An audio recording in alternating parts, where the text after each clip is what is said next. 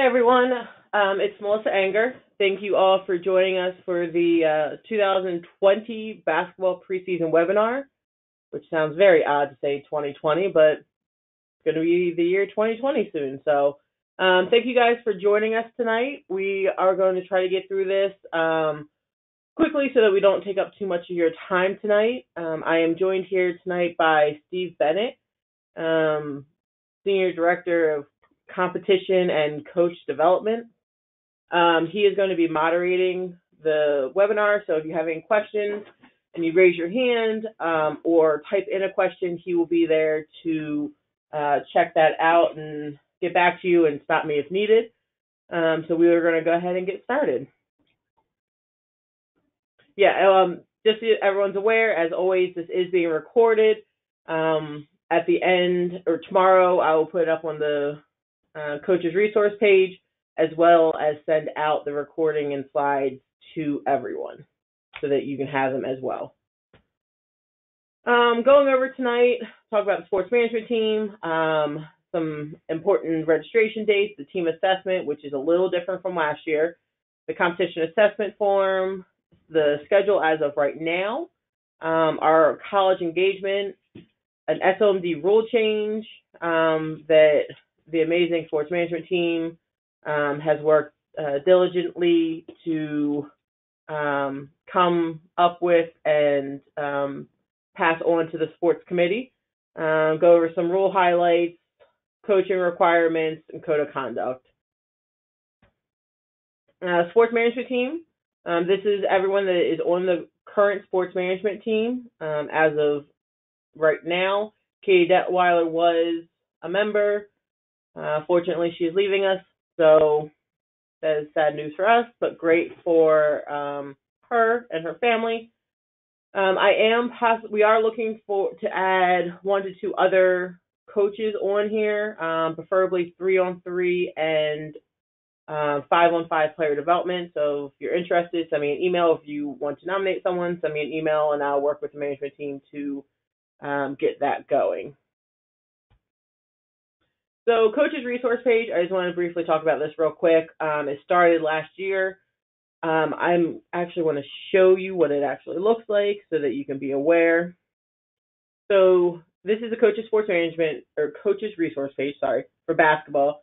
It has the rules, it has the updated team assessment, the individual skills roster form, coaching guides, links to the webinars, links to and when all the coaching trainings coming up are, as well as all of the competitions that we have coming up this season that I have so far, as well as contacts on how to register.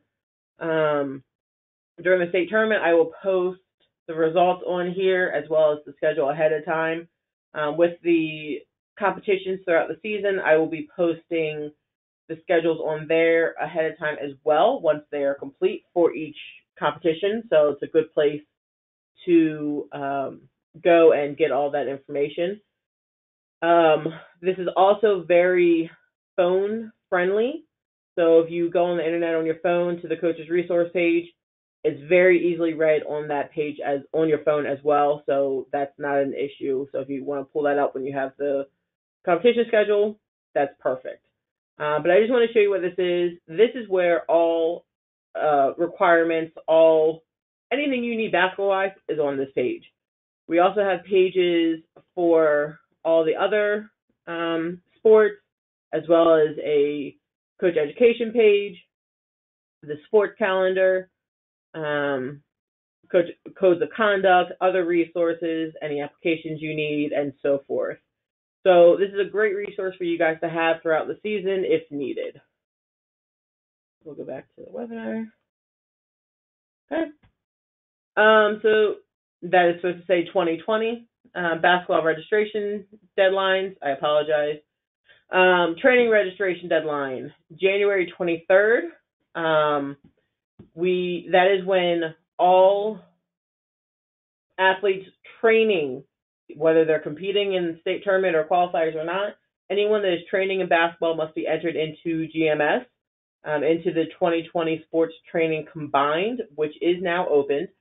So that would be, you'll send the training roster by this date, before this date preferably, to your area leadership, and they will get that entered for you. Team rosters and assessments are due to me no later than January 31st. That is just one day pretty much before our first competition, so the sooner we can get this in, the better, but the deadline is January 31st for all team assessments due to me.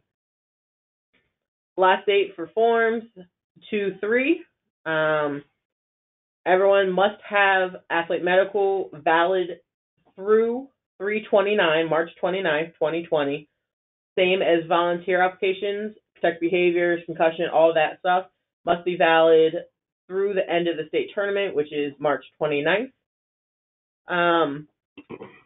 Competition registration deadline, that is for the areas, have to enter in the skills athletes into their events. I will be entering in all the teams as usual, but the areas must enter in the individual skills athletes by February 13th.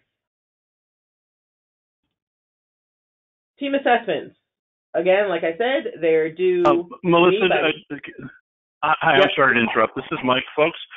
Just a reminder with the previous slide, the date that forms are due, that's when they're due at headquarters.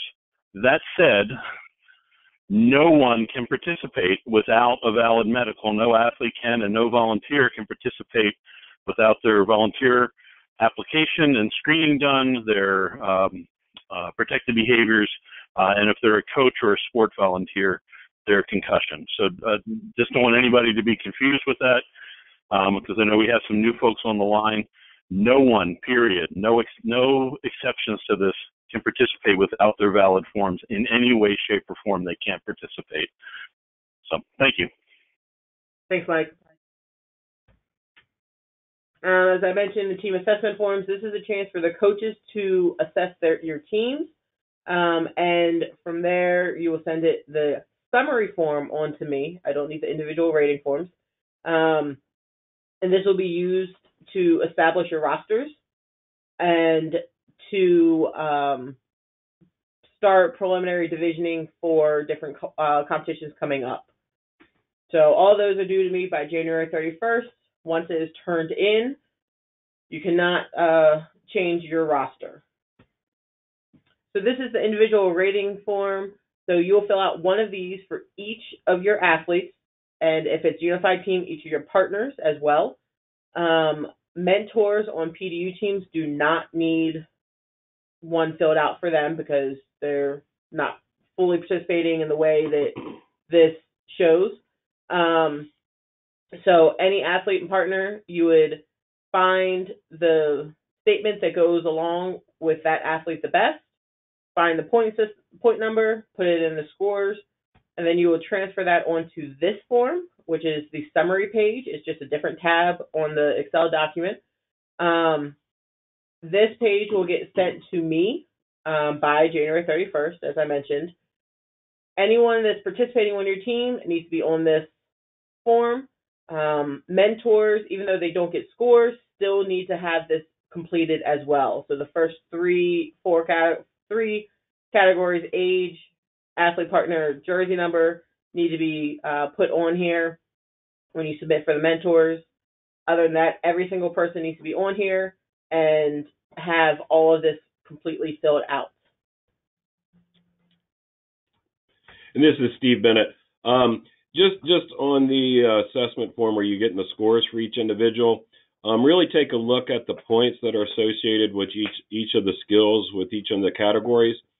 And I say that if there's any new coaches out there, like the top rating is an 8. That does not mean that the best player on your team is an 8. So you look at those definitions and score accordingly. So the best player on your team shouldn't get all 8s if they're not coordinating with that description. So just evaluate your players as it's stated here. Again, I say that because some coaches in the past have rated their team basically using their best player, as all 8s, and that's not what we're looking for. So again, the point that associated with their skill level should be that. So just caution you on that for any new coaches. Thank you. Okay, thanks, Steve. So some differences on this form this year. As you can see, I've added in sports volunteer under the 2 assistant coaches. That is for a manager or a coordinator or someone like that is going to be participating, helping with your team, and needs to be included on the emails. So don't put them as an assistant coach, put them as a sports coordinator. Also, please fill this out completely. I need head coach's name, cell phone, email. Assistant coaches, as long as I get your emails, that's okay. I prefer all 3. But I use this contact. I make a big spreadsheet and use all this to keep all the contacts together and keep myself organized. So please, please, please make sure this is completely filled out. All this information is very important, whether you think it is or not. I use it all in one way or another. So please, before you submit this to me, make sure it's completely filled out, or I will return it to you. Also, when you send this to me, please send it as an Excel document. Do not print it out, write on it, and then send it to me. It's very difficult to read some handwriting, especially when it goes through a scanner. It kind of smears it and makes it not as legible. So please, please, please send this back to me as an Excel document. It's really easy.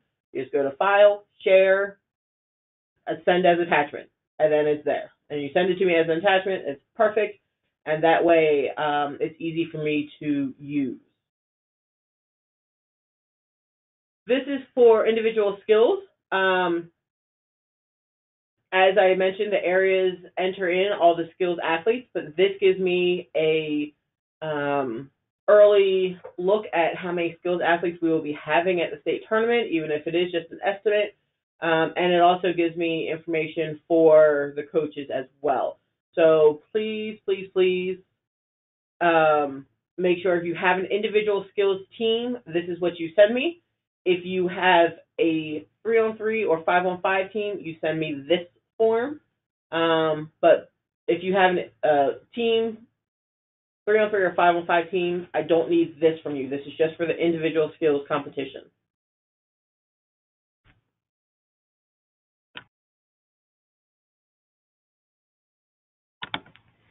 Okay, so competition assessment form.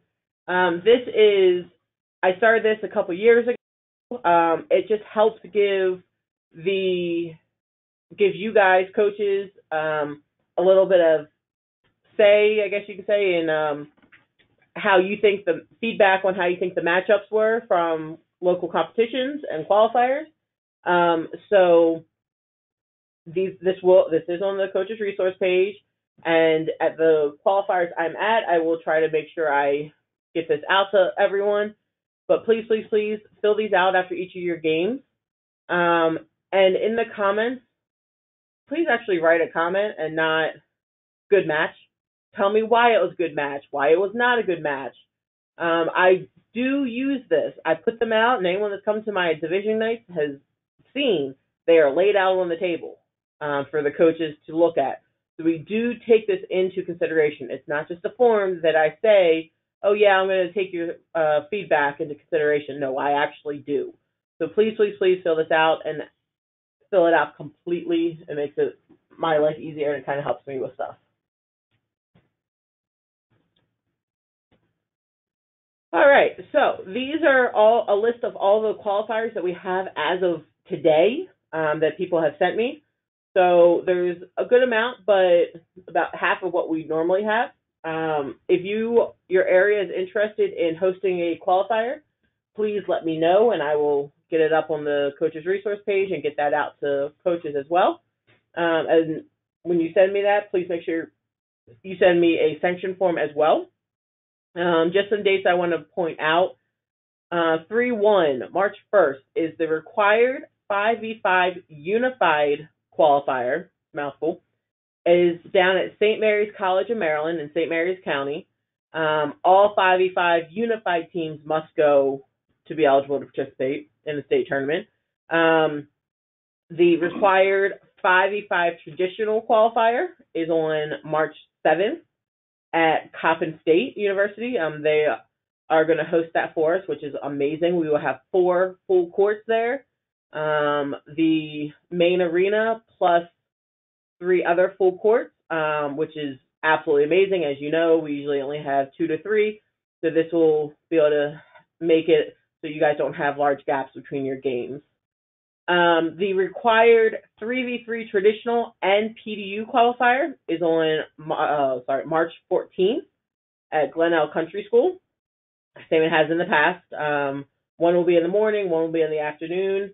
I don't remember off the top of my head which one's which, but coming up closer to the event, I'll make sure you guys all know that. The required 5v5 player development qualifier, or PDU, is on that Sunday, March 15th, also at Glenelg Country School. That will be in the afternoon, starting, I think the games start around 1 typically. So if you are interested in hosting a qualifier, please let me know, and I will get that on the list. As in the past couple of years, your team must attend 3 separate qualifiers. The one required qualifier that all teams are required to go to, as well as 2 others. So please make sure you register early. All the contact information for those contacts are on here. They do fill up pretty quickly. I can tell you from experience, the 5v5 qualifier at Georgetown Prep fills up extremely quickly. They have 3 courts, but there's still a limited number of teams that can attend. So if you want to get into a qualifier, get to them early, okay? Okay, we have a couple questions. Yes. Let's see here. Sorry, I was answering another question. We have a question from Brendan Deo. You may have unmuted your own line, or you may have muted your own line there. Brendan, I'm trying to unmute yours, but it looks like you're self-muted. So while oh, there you go. I think you can speak now. Yeah, you already answered the question. Thanks. Okay, got you. Thank you very much. With that, that was the number of qualifiers. And then we have Dolores Furman. Your line should be open now.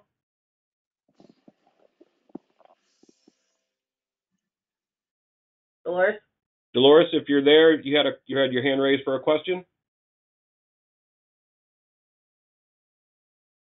Okay, we're going to put you back on mute, and if it comes back up again, don't hesitate to raise your hand or type in the question there. I think that's all the questions I had at this point, so back to you, Melissa. All right. Okay, so we have 3 coaches trainings coming up in the next week and a half. The first one, these are all in-person trainings. The first one, Bob Golden and Dory Berry from Montgomery County are going to be hosting one this Sunday at Potomac Community Center from 9:30 to 11:30. Bob is a longtime coach in multiple sports, and Dory is a newer coach to us, but has coached many different levels, and is very knowledgeable in basketball. Believe me, you know I wouldn't give you guys a unknowledgeable clinician, but she has a ton of experience, and I'm super excited that she's coming back to coach again for the second year as a head coach, and I believe third year as a coach with Special Olympics, but I could be wrong on that. But she has experience from rec to college, so she's going to be a great resource if you can make it out there this Sunday for their training. On Saturday, December 14th, next Saturday, Don Bewick from St. Mary's County will be hosting a coaches training from 10:30 to 12:30 at Cornerstone Church. All of the addresses are in the registration link when you go to register, so just so you're aware. Don is a long-time coach, coaches multiple sports, multiple teams within those sports most of the time. He's extremely knowledgeable. I have zero doubt in my mind about his training. I know it's going to be a great training as well. That one you can also register for. The last one is not going to be at Coppin State anymore. They had an issue come up that they are not able to do that. I am in the process of finding another gym within Baltimore City to do the training from 10 to 1:30 on Sunday, December 15th. You guys are lucky and get to have me as a trainer, as a clinician. And for those of you who don't know, I do have coaching experience. But so the training will still be on Sunday, December 15th. If you would like to register for that one, it will be with me. I will have some of the girls that I coach coming to help me with the training as well. And once I have that new gym available and once I have it confirmed, right now it's almost confirmed, but someone was out today, so we have to wait till they come back. So just double check that we can have it there. I will get it out to you as soon as possible, but I promise it will be in Baltimore City. So it's not going to be too far from Coppin either way. So December 15th is still going to be a training. It's just going to be me instead of Coach Jazz Turner. So to register for any of these trainings, there's the registration link, the SurveyMonkey, and all three of them are listed on there. You just click the one that you want, and we will send out more information closer to each of the events, each of the trainings.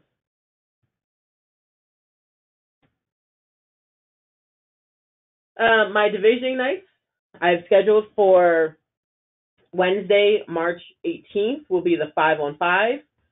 Also, all three levels of 5-on-5, player development, traditional, and unified, will be held on Wednesday, March 18th at 6 o'clock. The 3-on-3 for player development and traditional will be on Thursday, March 19th at 6. If you are interested in participating in this divisioning night, you can go to this registration link. Division night, for those of you that don't know, a select few coaches come to the Special Olympics headquarters in Baltimore, and they get to see my lovely wall that has all the teams in each level, and we make the divisions for the state tournament. So this way it kind of gets more coaches input into it, and those of you, I will be starting an assessment team this year to kind of take some of the work pressure off of me to be at all the qualifiers this year. I'll still be at a good chunk, but a select few people that I've, a little team I've created will be going to a lot of the qualifiers for me to help watch and see the teams so that they can help make the state tournament divisions the best we possibly can.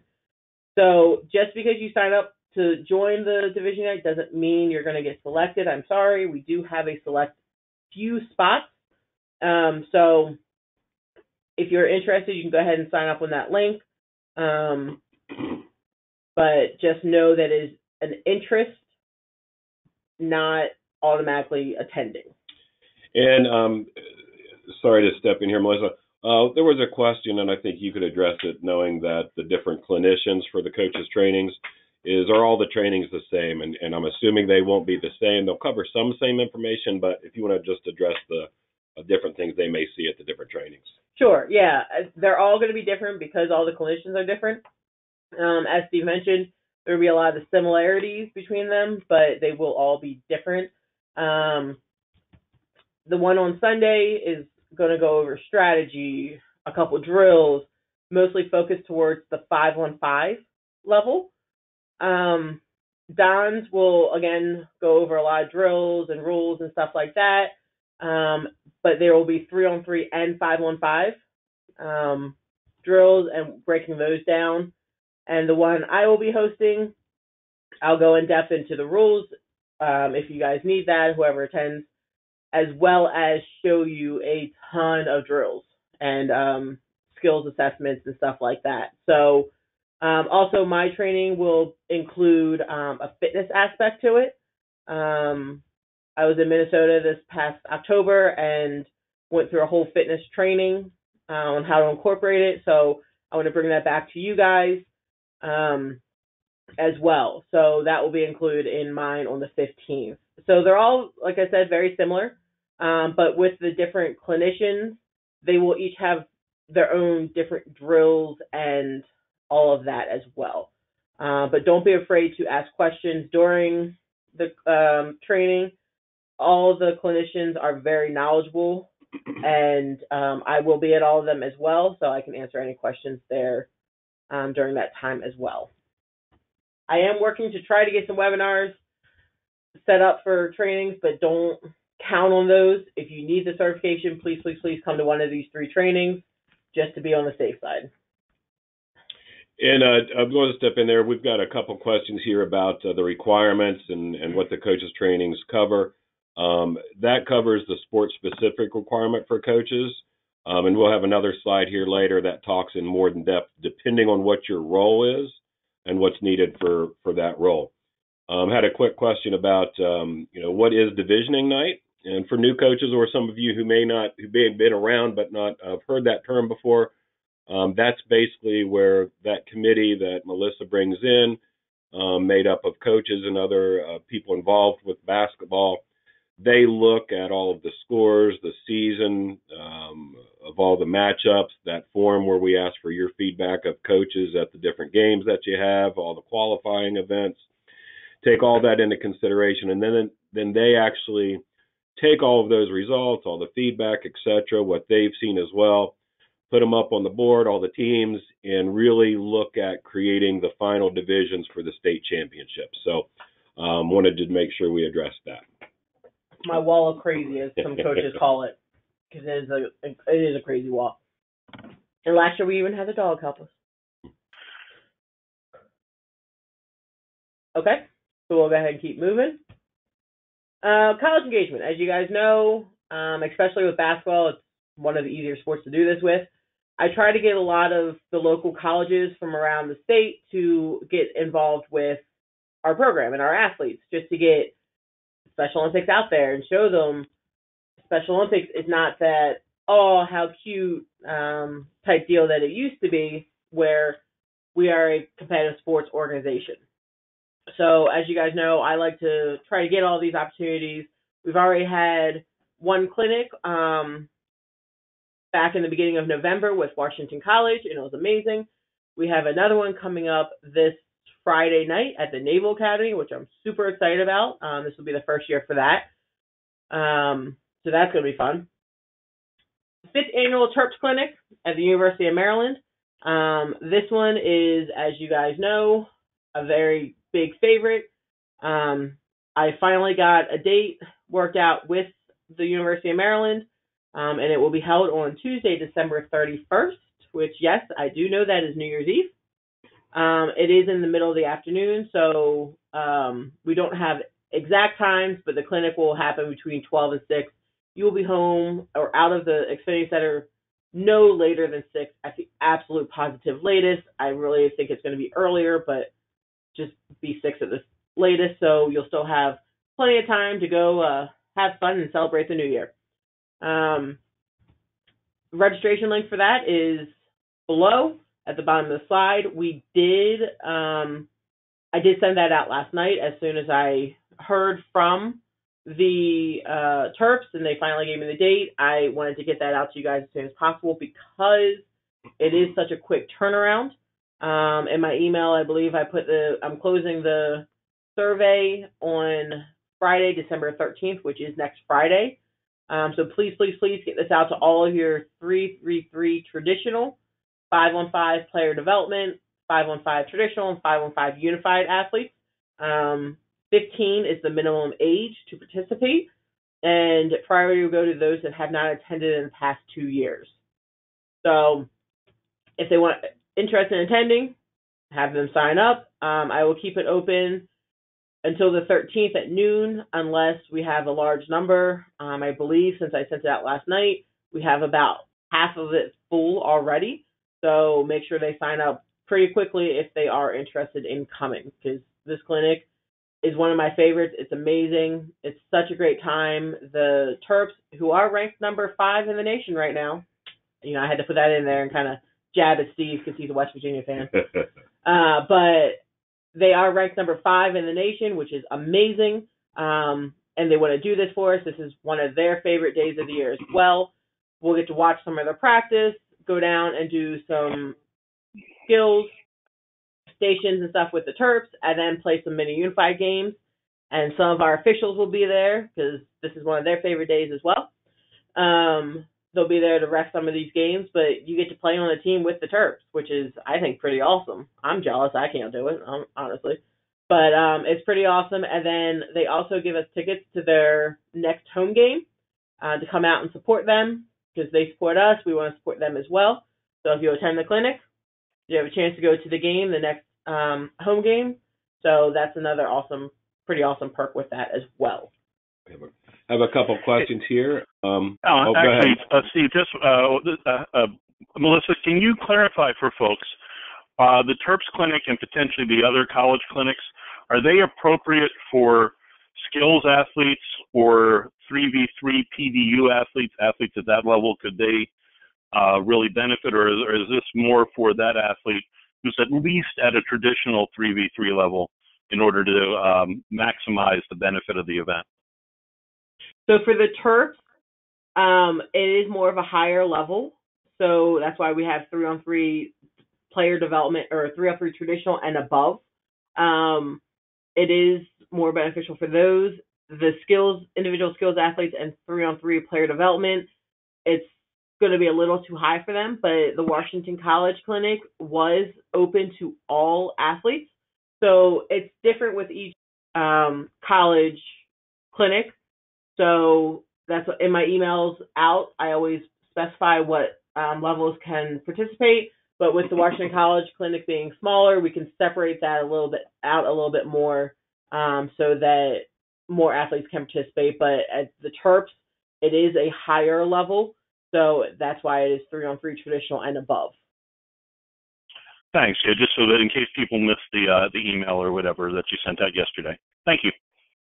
Yep, and it'll send to coaches, coordinators, area directors, and area director support. That was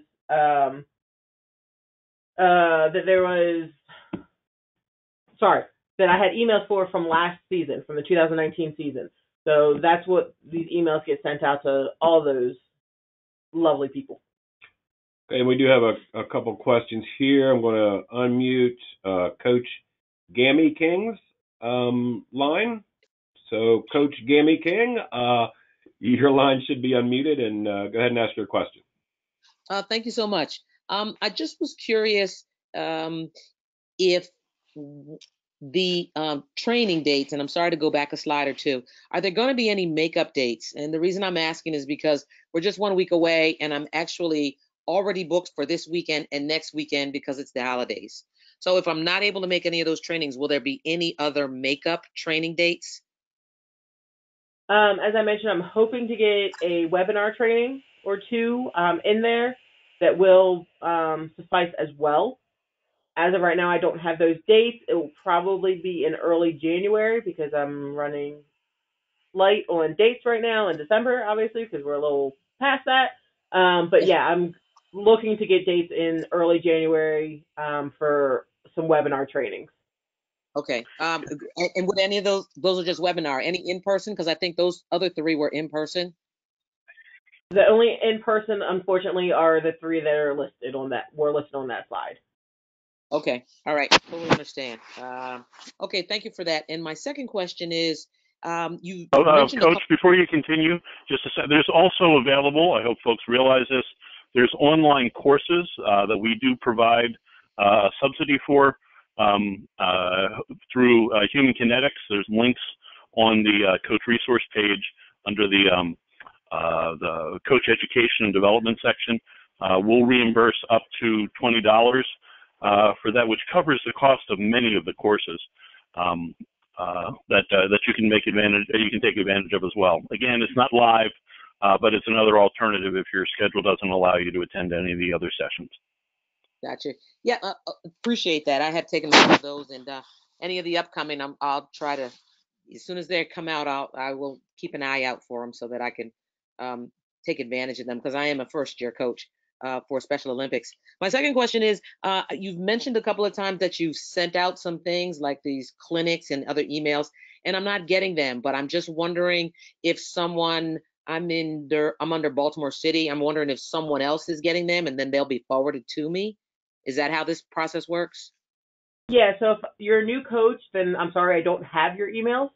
But all of these emails have been going to Bob Signer in Baltimore City, and Bob is really good about sending them out. So just work with Bob. Or if you would like, send me your email. Send me an Yep. email, and I will add you to the list. Yep. I just sent you my email. Thank you so much. Perfect. I'll add you to my list. And welcome to the Appreciate it. team in Baltimore City, Coach. Yeah, great Thank you group so of much. athletes. Okay, I've muted your line, and now we've got a couple other hands in the air. So, Dean Krimmel, looks like you're self-muted. I'll give you a quick chance. There you go. You can ask your Sure. question now. No, this was going back to Melissa's rescheduled Coppin training. If we should wait to register until we get more info. No, it's still going to be the same time and same date, just a different location, but in Baltimore still. Okay, all right. I'm not sure if I registered. When I clicked on it, it just said you've already done this survey. So I don't know. You are already registered. Maybe I registered. Okay. Put me down. You're good. Thanks. No problem. Thanks, Dean. All right, thanks, Dean. I'm going to go ahead and mute your line. And I think, if I'm not mistaken, we had another hand in the air. Let's see here. Or it looks like whatever questions we just had have been answered. So back to you, Melissa. All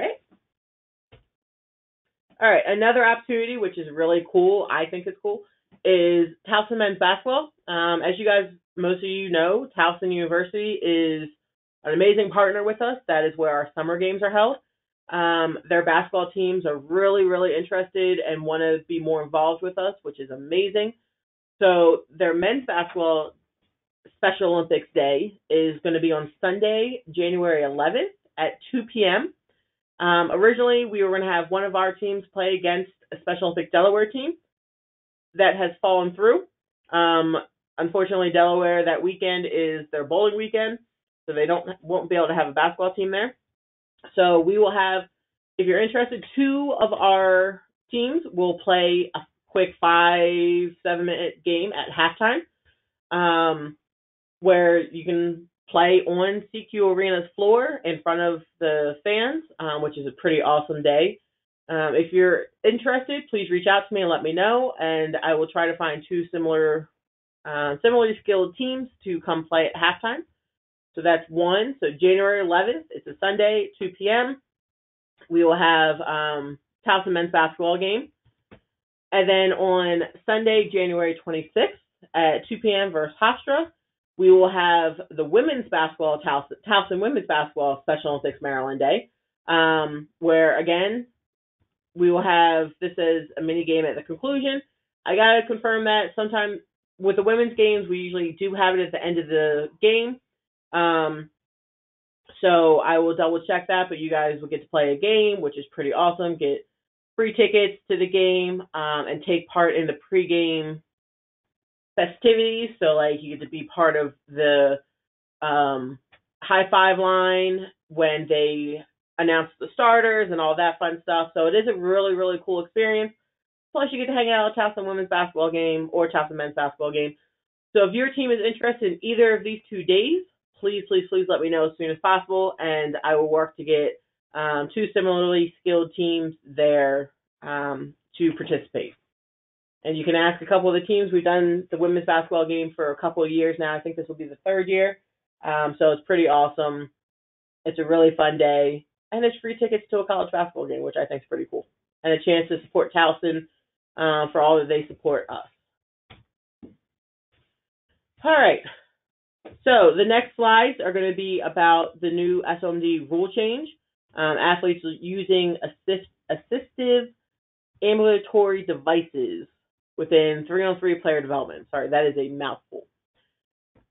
So the rule change, as a pilot program this year, SOMD will permit some athletes who use medically necessary assistive ambulatory devices, such as canes, crutches, stuff like that, to play on 3-on-3 development teams. We did our due diligence for this. We reached out to, I think, every single state program in the country to see what they do with this kind of situation. and we are one of 2 or 3 programs that actually consider this. As I mentioned before, we have an amazing sports management team. We had a lot of calls and webinars on this subject, and they are amazing, very knowledgeable people that came to this conclusion, as well as the Howard County area management team and basketball program who got us going on this. So decisions will be made by a case-by-case basis. Our biggest concern is safety for all the participants, the athlete with the device as well as everyone else on the court.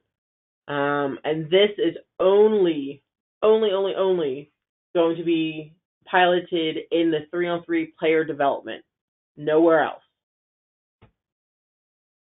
I'm not going to go through all this. You guys can read it. But some potentially allowable devices, tri-canes, quad canes, walkers, and they will be inspected prior to every game by our officials to make sure for safety and make sure that they're not going to damage the facility. Whether the rubber is bad on the bottom, we don't want to scrape up any of the floors that we use. So the officials will check the device prior to every game. As I mentioned, it is on a case-by-case basis, and we will have the sports management team making that decision at the beginning of the season, and I'll get to that. But does the athlete have the necessary basketball skills to play at the 3-on-3 player development level? Because not all athletes can. It's just, it is. It's not every level is made for every athlete. Can the athlete safely play on a 3-on-3 team while using their device? That is going to be a huge thing. Safely. Safe play is our biggest concern. And that was the key topic in working with the sports management team and the sports committee, is safety for all of our athletes. Some criteria for the evaluation criteria, as I mentioned, the safety of all the athletes, whether it's the athlete with the crutch or device, as well as those on the court as well. Can an athlete reasonably move around the court with the device under control, close to the body, is not a tripping hazard, etc. Other players can play defense against them. That's a huge thing because we don't want it to be used as a advantage or anything like that for the athlete, because that's not fair. Able to handle basketball while moving around the court. So with their device, can they still dribble a basketball correctly and not just pick it up and run, because they will be called for a travel. Any athlete that participates with the device is still going to be under the same restrictions, rules as all the other athletes that don't have a device.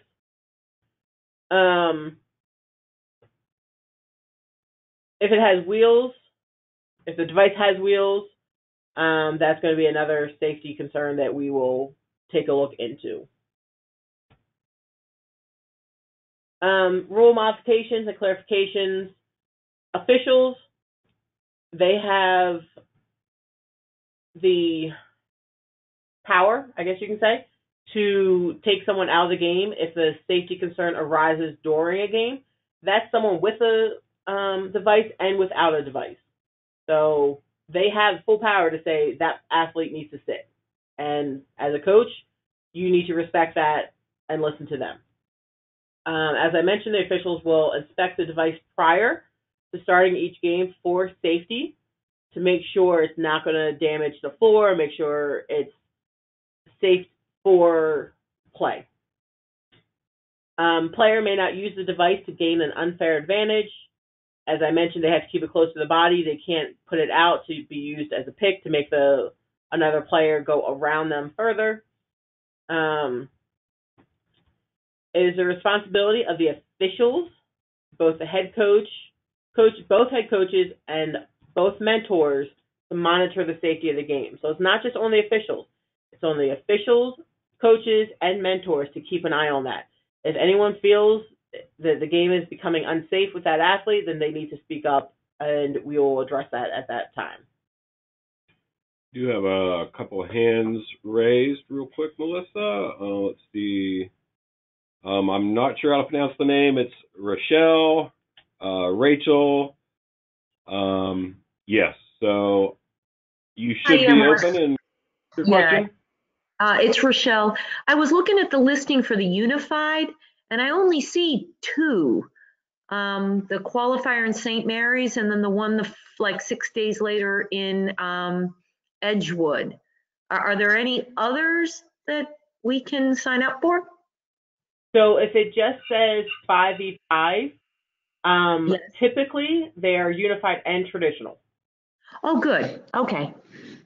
Hartford one is they typically only take unified teams because they only have unified teams. Sometimes they do allow traditional teams as well, but most areas, most 5v5 competitions do allow both unified and traditional. Great. Yeah, that's okay. a good. We can look at updating that on the resource page to just specify, 5v5 traditional and unified, or only unified, or whatever. So I think that's a good point to bring up. Thank you. Thank you. All right, and now I am going to mute your line. I think that's all the questions I saw at this point. So back to you, Melissa. Okay. All right. So, question: do you have an athlete who would benefit from this? If you have an athlete that is interested, that you think would be interested, a head coach must submit an application per se as an email to myself, and there's my email for those of you who don't know, by December 15th. I know that's coming up, but this is going to be a quick turnaround. So you have to, everything in the below must be included in that application email to myself if you have someone that is interested. As well as I need to make sure that the area director has given approval. In that case, they need to send me an email as well, stating that they approve this athlete to try out, as you can say, at the assessment day for this opportunity. So make sure if you have someone that's interested by December 15th, you send me an email including all this below information in there for myself and the sports management team. Athletes and coaches, if they are interested, if they have a device, they're interested, and I've gotten the email by December 15th, they will attend the assessment day on Saturday, January 4th, 10 a.m. to noon. So they have to be there at 10 a.m. at Rockburn Elementary School. It's in Elk Ridge, Maryland, in Howard County. We chose Howard County because it's pretty centralized to most areas. We will have members of the sports management team there, as well as myself and Mike Sarnowski, to watch the athletes during this assessment. We'll put them through some drills. We're working on getting some 3-on-3 player development athletes there as well, so that we can see it in game scenario. So as I've said, concerns of how safety of all athletes is a big one, as well as the impact on the game. So after this assessment day, head coaches and area directors will be informed of the status of each athlete no later than January 15th. So that's a week and a half after the assessment day. Anyone that attended will get notification by the 15th to let you know the status of the athlete. And this pilot program will be evaluated throughout the season in 3-on-3 player development only. And as I mentioned, it is a pilot. We had a comment, thanks Jeff Hagan from St. Mary's, talking about the submissions of the request to partake in this opportunity with the use of assisted devices. It may be, better as well as a coach to submit your application or your request to be given this opportunity. As a coach, submit it to your area director. They can also submit it to Melissa Anger.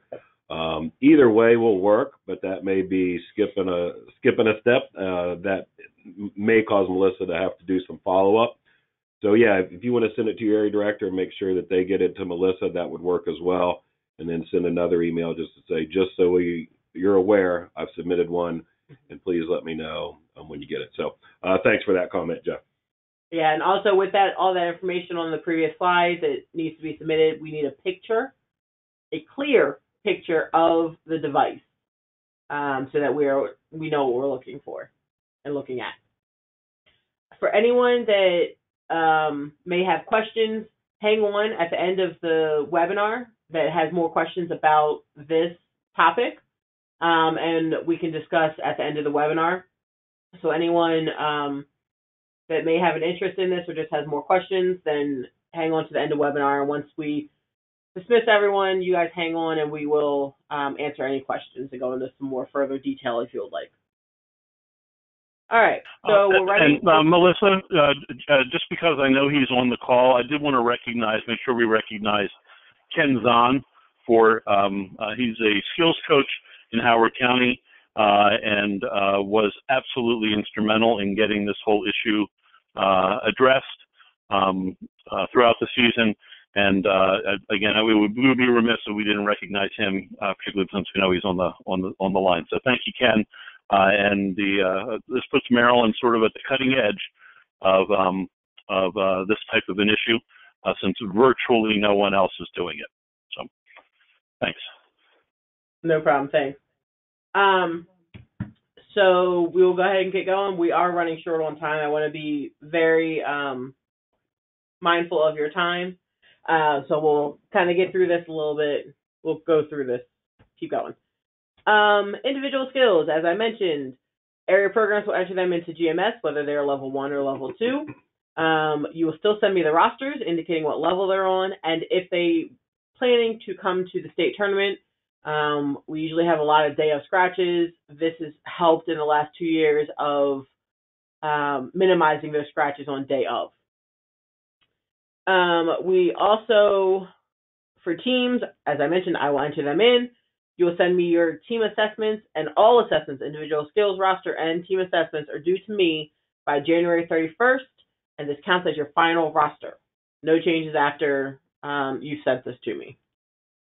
And once I get the rosters, I will enter them into GMS, and I will send you a form that shows what I've done that I need you to look at to confirm that I placed them on the correct team, because there is some human error in there. I'm not perfect. I do make mistakes, as Steve can attest to. So take a look at that, confirm it, and that is what will be used at the state tournament. I think just for some of the new coaches, I know we're a very acronym-heavy organization. If you don't know what GMS is, you will soon learn what it is. But GMS is basically a database that keeps all of the records for each athlete, coaches, etc. It's just a database where everybody gets entered into it. So it's the games management system.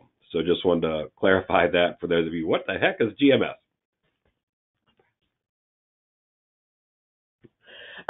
So quick rule reminders. Minimum roster sizes for 3-on-3 is 5 players, so you have to have a minimum of 5. For PDU, that does include a mentor. Mentors are included in the minimum roster and maximum roster sizes. So you cannot have a team of player development of 8 athletes plus the mentors. That goes the same with Unified, 5v5 Unified, and 5v5 player development as well. Mentors, Unified partners are included in that number. So the roster size does include athletes, mentors, and Unified partners. We changed this last year. Game times, 3-on-3. it will be 2 10-minute halves with a 2-minute halftime. 5-on-5, we changed from quarters to halves, which I think worked out really, really well, which is awesome. So they'll play 2 16-minute halves. Some competitions, it may be a shorter time, depending on how many games we have to fit into that time slot. It will never go below 12 minutes. So all games throughout the season will be 12 to 16-minute halves. State tournament is going to be a 16-minute half. Clock management, 3-on-3, it's running clock except the last minute of each half. And for 5-on-5, it is running clock. The first on foul shots, first foul shot, it is stop clock. Second foul shot, as soon as the athlete or partner that is on the foul line gets the ball, the clock will start. Player development does not shoot foul shots, so that does not concern them. And the clock will be a stop clock, which means on every whistle, the clock will stop the last 2 minutes of each half. Timeouts, you get 2 timeouts per half, and timeouts do not carry over per half. So if you don't use your 2 in the first half, you lose them. And they don't, 3-on-3, it's 2 timeouts per game, 5-on-5, it's 2 timeouts per half, and they do not carry over. If you don't use them in the first half, you don't get more in the second half. During the season, no one will play overtime, just because we want to get these games going and moving. State tournament, we will have overtime, but during qualifiers, no overtime. So the game can end in a tie during qualifiers. Start a game, 3-on-3, it's a coin flip. 5-on-5 is a jump ball. Additional rules, 3-on-3. No team fouls or individual fouls, so there's no foul shots. If an athlete gets a little too aggressive or an official thinks that they are getting too aggressive and fouling too much, they can be asked to sit, and you as a coach must abide by this and sit the athlete for at least a couple minutes. Just let them cool down, talk to them about why they are sitting and why they came out of the game. Work with them in practice on how not to foul and all that. Some issues that we had in the past, not issues, some things that have came up in the past. Throw in for 3-on-3, the defensive players may not pass that foul line extended line until the ball is in play. So the ball is in play when the person throwing the ball in at the spot throws it to one of their teammates, ball is in play. Once that happens, you can go past the line, but before that, you have to stay behind it, behind that line. And I think just to clarify, and if you can go back one, Melissa, and correct me if I'm wrong, 3v3, they don't keep fouls, so you don't foul out. But if they can call fouls, and then it's the other team's ball. So I just want to clarify when it says no team fouls or individual fouls, to keep track to foul out. But there are fouls that can be called. Correct. Yeah, so if I foul someone, if I'm playing 3-on-3 and I foul, it is a penalty and it's a turnover and it goes to the other team. But I cannot foul out of the game. So thank you. Yes. All right, 5-on-5. Pressing and backcourt. There is, I don't want to call it a mercy rule, but if the team is up by more than 15 points, you cannot press. The team has to allow the ball over half court if they're up by 15. If they are not up by 15, then they can press all they want. Officials will not enforce gentlemen's persons agreements between coaches. So before the game, 2 coaches say, we're not going to press. And then during the game, one of the teams starts to press. If they're in the below the 15-point lead, then they can press, and you cannot go to the ref and say, we talked about this before the game. That's not their responsibility. I'm sorry. I mean, it's not on the official. That is something that you work with. Watch illegal contact, please. I know basketball can be a very physical game. Make sure it's all legal contact. Okay? Foul shots, as I mentioned, we will be shooting foul shots for all 5v5 traditional and unified. Whenever there is a shooting foul or a team gets over 10 fouls, I think we talked about. I got to go through that and double check that.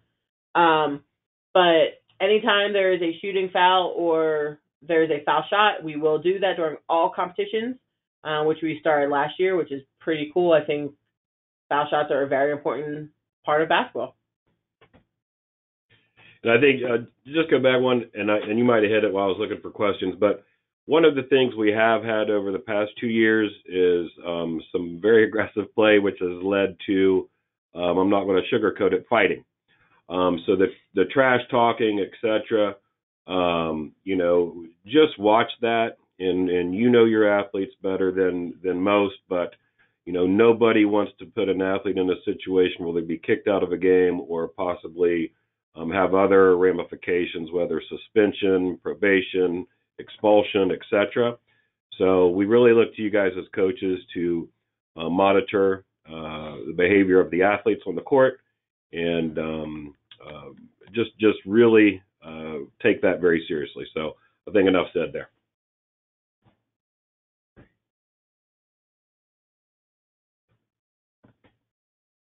So just some rule reminders on 5v5 player development or 3-on-3 player development. If a team is up by more than 20 points, the scoreboard will go to 0-0, but will continue on the score sheet. If the team comes back, we will still not put the score back up. It will stay 0-0 for the rest of the game. Okay, like I said, it'll stay on the score sheet. We will continue the score, but it will not go back up onto the scoreboard. When bringing the ball down the court, we want to make sure that the athlete is the one doing so. The mentor is there to help and assist when necessary, but more talking them through and walking them through how to do it. We want to make sure the athletes are doing everything, not the mentors. Mentors cannot shoot the ball. They cannot steal the ball. They cannot set screens. They cannot play defense. The only time they can rebound is if the ball comes directly to them without them moving. They cannot go after a rebound and take it away from an athlete. They can, if there's no athletes around, they can go after a ball to try to save it from going out of bounds as long as there's not an athlete around. Okay? The main job of the mentor is to coach the athletes and teach them the 5-on-5 game. Okay? Athletes can give verbal on-court instruction. They can dribble a little bit, and they can pass. We want the athletes to do everything else. Okay? 3-on-3 coaches head coaches must notify all coaches, competitors, volunteers, family members that by participating in 3-on-3 player development, they may be playing either on a team with an athlete who uses the assisted device or against them. So head coaches, make sure your family and athletes are aware of that, because that could be concern for some. We do have a hand raised in the air, so I think it's Rochelle. Back to you. Thanks. Quick question regarding the foul shots. Can the players enter the lane on the release, or do they have to wait till it hits the rim? It's when it hits the rim. So they cannot go in until the ball hits the rim. Yeah, I'll confirm that with our head official, Keith, and I will send it out tomorrow, but it's always been on the hit. Thank you. No problem.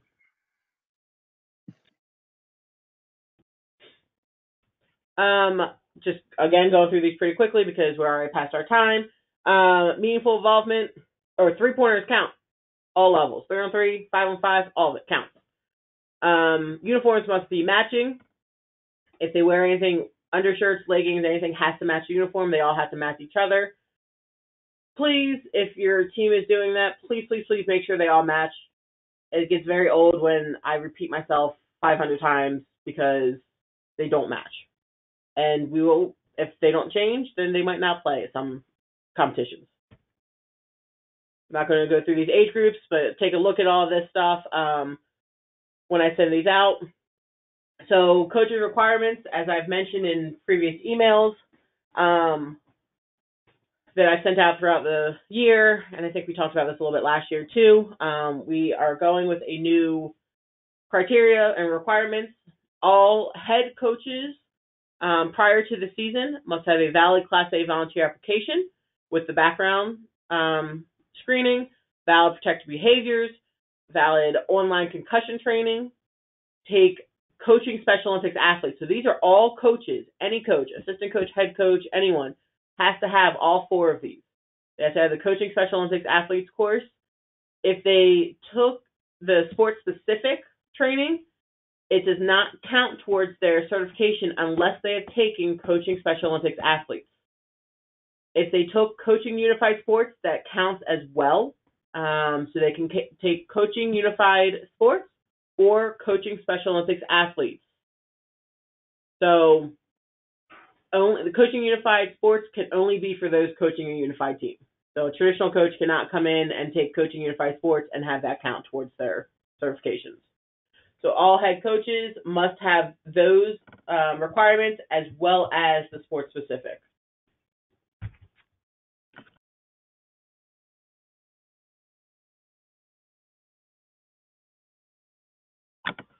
Sorry about that. So we do suggest highly that some of your assistant coaches do take the sport specific as well, because you must have a certified head coach on your bench at all times. So if the head coach cannot come to a qualifier game or state competition, if you don't have a certified head coach, your team most likely will not be able to participate. So please, please, please get more than one person certified as your head coach. They can be listed as assistant coach, but make sure they have all the requirements of the certified head coach. This is a lovely slide that was created by Janet Larimore in Howard County that goes over the requirements for each level coach. So take a look at this and review, and it lists everything you need for each level coach or sport volunteer. I'm not going to read through all these code of conducts because, as I mentioned, we're already past our time, so I want to get going. But please, please, please take a look at all of these. It is extremely important to read over the coach code of conduct. Again, we're just going to go through these. Team captains, if you guys have a team captain, send Jason Schrimmel the name. That's a great athlete leadership role that we are counting and looking for. So if you have team captains, email those names to Jason Schrimmel. All right. Any questions? I don't see anything in the type box while I look for that.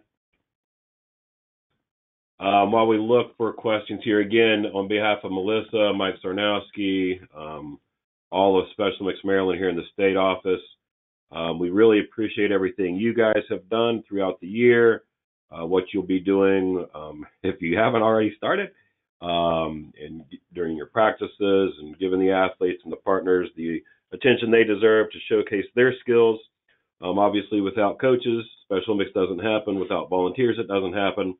And again, we have Melissa's email address here. Anything comes up, any questions you may have, don't hesitate to reach out to her. But again, we really obviously can't do anything without you guys. We're here to support you. So we acknowledge and thank you for everything you've done. We do have a couple. I've got one hand that I see. So first I'm going to go to Kim Mingo. You are self-muted, so now your line is open.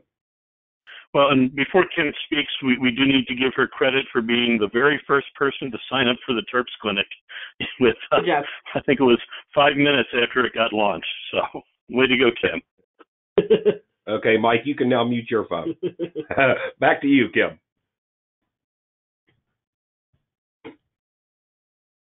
All right, Kim, from our records, it's showing that you are able to speak, but not Can you talk, Kim? that. All right, we'll try you again later. I want to mute you back, and then I think that I saw another hand. Kim Gross, you're mute. You can go ahead.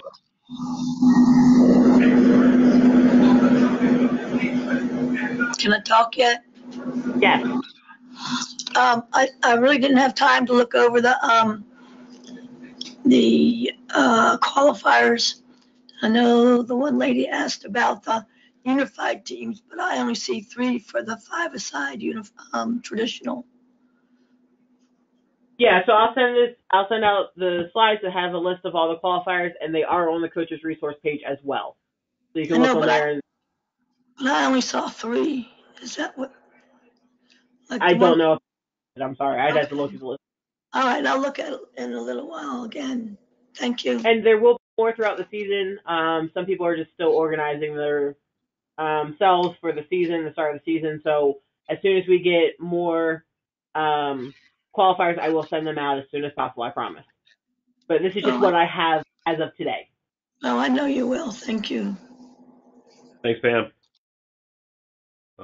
See if I have any other hands raised. I don't see that. Let's see if there's any typed questions. Jim Berdon, thank you. I appreciate it, Jim. And that's all I see right now. All right. So the rest of this webinar, there are slides after this, but it's just going over the forms, stuff like that. So take a look at that. I'm not going to go through that since we are past the time. I'm sorry about that. So go ahead and when I send that out tomorrow, take a look at that yourselves, please. For everyone, thank you, as Steve said. Thank you guys for everything that you do for this season. Basketball is one of our largest sports, so I appreciate all your support and all your help throughout the season, and I couldn't do all of this without you guys, so I really appreciate all of your help. So that will end the webinar, but if you would like to hang on, then we will go through more of the assisted devices in more detail and answer some questions. So, I think, sorry to interrupt, Melissa. This is Steve. I think with that, to see if there is anyone who does want to stay on and ask any questions about that, if you could raise your hand, and that way we can see if there is a need or an interest to have further discussions, and if not, we will call it a night. So at this time, if you are interested in staying on to talk about the assisted device scenario, please raise your hand, and I'll give you about 10 seconds to do so. And again, if there are challenges with raising your hand, again, don't hesitate to reach out to Melissa. You've got her email and contact information there. I do see 1, 2 people, 3. Okay, so yeah, at this time, I think those of you who are not going to stay on the call, you can go ahead and shut down the webinar, and we will keep this open and address these individuals who do have some questions about that scenario. So thank you again, everyone, and now we'll start the questions with the assisted device. Let's try Kim first. Kim has her hand up again. Okay. Kim, you were self-mute. Oh, there you go. Kim, can you? Hey, we can hear you. Okay, great. Thank you. Just quickly, this in-person training for the coaches, it's mandatory for the coaches, but if you're an assistant coach, you still need to do it also, or you can do the specific class coaching Special Olympics athletes. So all coaches, head coach, assistant coach, everyone must take coaching Special Olympics athletes. Okay. Sport-specific trainings are only required for head coaches, but it's not a bad idea for assistant coaches to come as well. And that's what the in-person thing is that's considered a sport-specific. Correct. So those 3 listed on the slide, 1 this Sunday, 2 next weekend, are the sport-specific basketball trainings. Okay, but you're hoping to do a webinar in January. I'm hoping, but don't rely on that. So preferably come to one of these 3.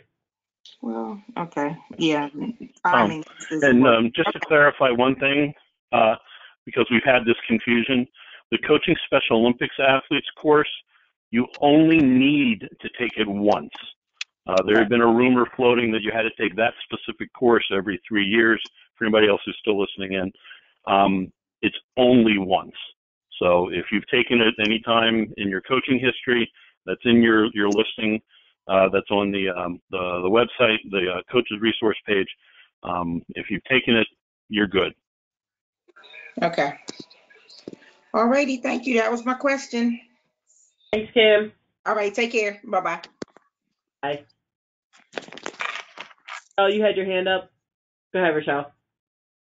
Actually, that was sort of my question. I've done the coaches, the CSOA class last February. So now you're the good. question is, I guess, this, and I'm in the same boat with the schedule, which is very challenging for the in-person because the holidays book up. So I guess, the question is, if I don't have it, I did an online thing for it last year. I don't know if that counts. Do you, For Coaching Unified? on the Human Kinetics course? Yes, The Human Kinetics? I did one of the online ones, yes. Okay, if you can send me your certification, like the certificate showing that you took the course and passed, then I'll update your course and you're good to go. And we can also look into our records. Just send Melissa an email, and we can confirm whether or not we have that already in file. She's thinking that it's not already in our system, so yeah, we need the documentation to make sure that we can update your records. Okay, I think I sent it to Janet, so I can see if I can track that down. Yeah, if you can, I'll get that updated. Perfect. Okay, thanks. Thanks, Rochelle. Thank you. Okay, at this point, Colleen, you can go ahead and speak.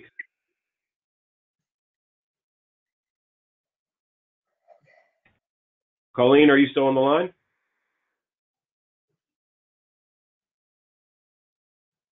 Okay. Going once, going twice. Colleen, back on mute. Let's see if there's anybody else with a hand.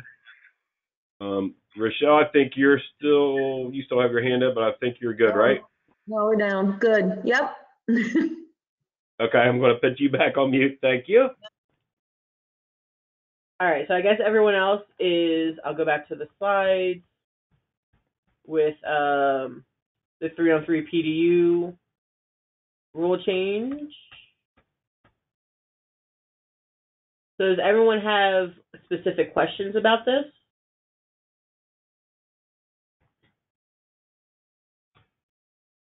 Again, I don't see any hands raised or any questions.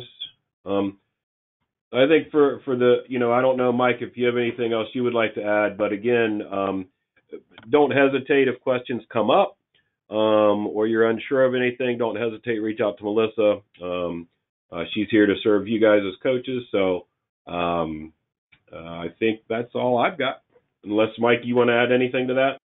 Yeah, no, the only thing I would say is, the key deadline, if you will, is coming up on December 15th, and that'll give us an idea at that point how many potential athletes may be interested. There is no maximum number. We're going to take, anybody who can participate safely.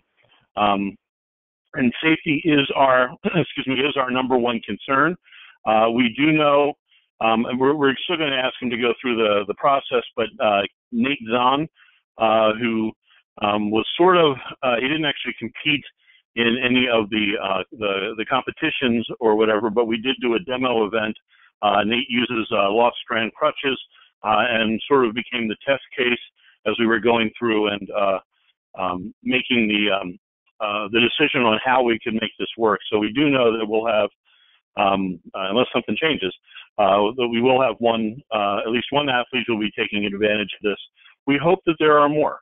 I would certainly check with folks. Look at your any of your athletes who are doing skills currently, who maybe who utilize some type of an assistive device to ambulate or to move. They may be appropriate. For this, again, they do need to have the skills to play PDU, but which would be some basic shooting, some mobility, some other things along those lines. But we certainly do hope that there's some interest there. And if it is only one person, and that's what for the 2020 season, that's okay too. But we just want to make sure that folks are aware of it. and can take advantage of it. And this can create a great opportunity for a group of athletes who potentially self-selected out of basketball in the past because of the requirements there. So, and again, major kudos to Howard County, to Ken, and especially to the basketball sports management team who really dug in on this with the whole attitude of how can we make this work and make it safe. And I think they did an excellent job on this. But we'd be happy to answer any other questions or hear any input from anybody. And I don't have crickets, a soundtrack of crickets to play. So, Mike, you're trying to be funny again. Operative word there is trying, I know. So, okay, then great. I'm encouraged by the fact that we've got 17 people still hanging on the line. So that hopefully that does indicate some level of interest. Even if you maybe don't have any other questions with that. I think the slides cover most of it. We'll also send out the actual proposal that was approved by the sport committee. The process is if there's a significant change in rules or whatever, the sports management team proposes it up to the sport committee, which is a committee of the board of directors, for final approval. And they made one or two tweaks on that. But we'll send that out as well. It's just a quick 2-pager. That explains it, but most of the content from that's already here in the slide deck. So give some thought, and if not this season, then maybe next season. There's some other folks who you maybe want to potentially have take advantage of this. And with that, I'll mute my phone after saying again, thank you for everything that everybody does, and we hope everybody has a wonderful holiday season. Thanks, Mike. We'll give it one more second if anyone else has anything to say. If not, if you think of something later, please feel free to email me. And a huge thank you to Gigi, who is reaching out to all of her athletes in Howard County to come and help at the assessment session to have someone for these athletes to play against. So thank you so much, Gigi. We really appreciate it. So with that, I'm going to hang up. But thank you guys again so much for everything, and have a great night.